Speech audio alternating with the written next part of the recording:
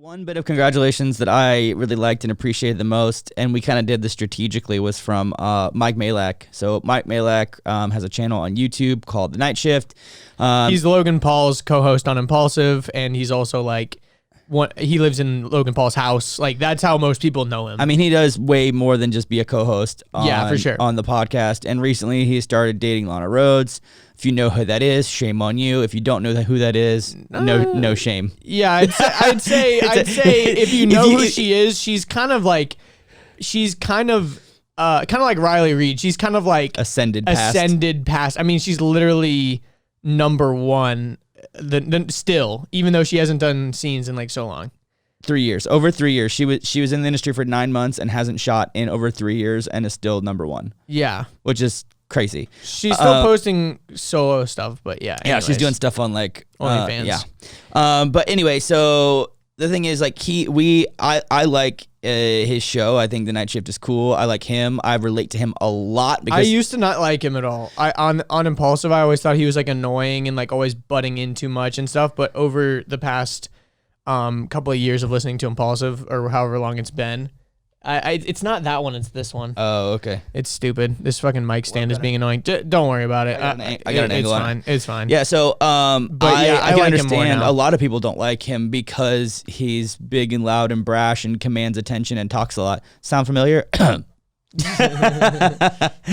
true. But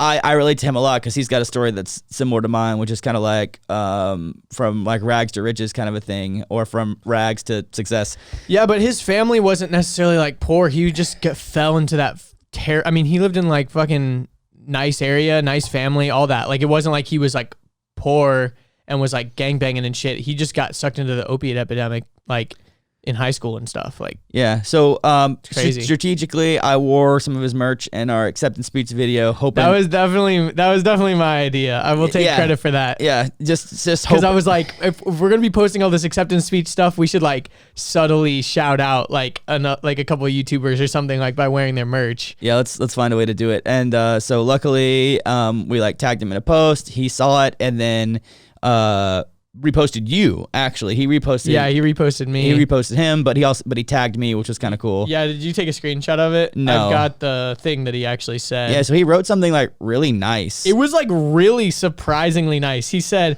"This is incredible. These two phenoms just won the shorty for best in health and wellness, and peep that apparel choice. In all seriousness, congrats, boys." And he reposted my post, and he tagged you as well.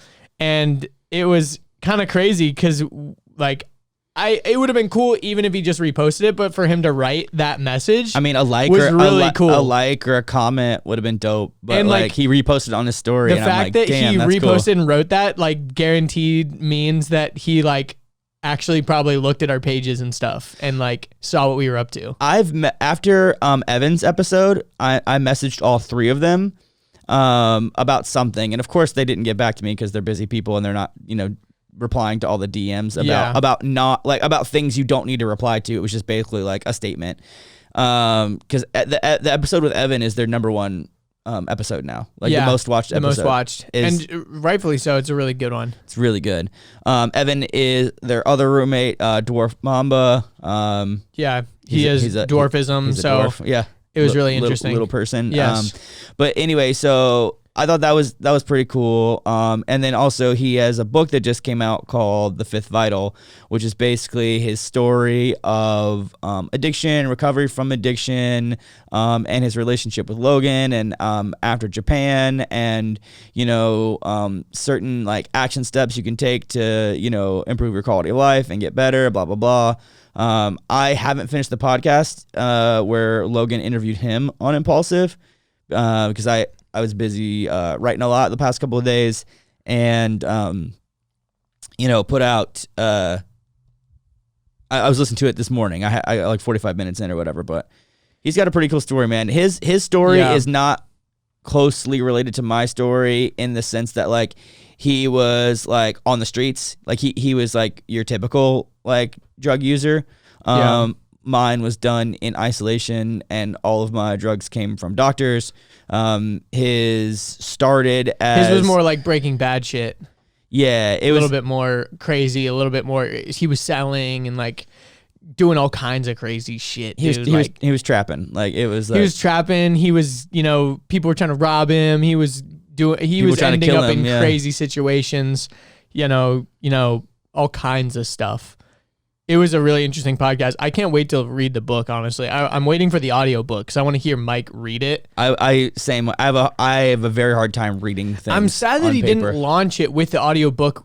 Like, it annoys me when books come out and the audiobook is not ready to go right when the book launches. Because if you think about it, okay, most of the people that are probably coming to read the book, a lot of them are probably from the Impulsive audience. And Impulsive is an audio experience. So, like, most of those people are probably very used to listening to podcasts. It would have been very smart, I feel like, to launch it with the audiobook already ready to go with him reading it because most people already know him from that context. So I think this is the strategy. I think audio book sales do not count as book sales. And why not, though? Because it's not. I guess for like New York Times bestseller type exactly, shit. that's what the point I'm getting at. So on physical paper, like you can get on, I think like Kindle still counts. you can though. get on Kindle, you can get on Amazon top lists and stuff like that, but you can't really get on like New York Times bestsellers I feel list. like Audible is Amazon though, so I feel like if you were buying Audible, you could get on Amazon's bestseller maybe. Yeah, but that's not as prestigious as the New York Times. Yeah, but or like it's bullshit. To fucking, get on fucking New York Oprah Times. or whatever. You You know, can like, buy your way into that shit. It's stupid. I mean, you can buy your way into Amazon bestseller lists. I mean, yeah, it's very easy. like I could write an audiobook. You know what's so funny? I literally saw this. It was an ebook. It said how to make $1 million in 7 days selling an ebook, and it was an ebook. And when you bought it, you opened it up, and it said just like this. And that was the only thing inside of the ebook was the person saying, "Haha, gotcha, scammed you, bitch." How much was it?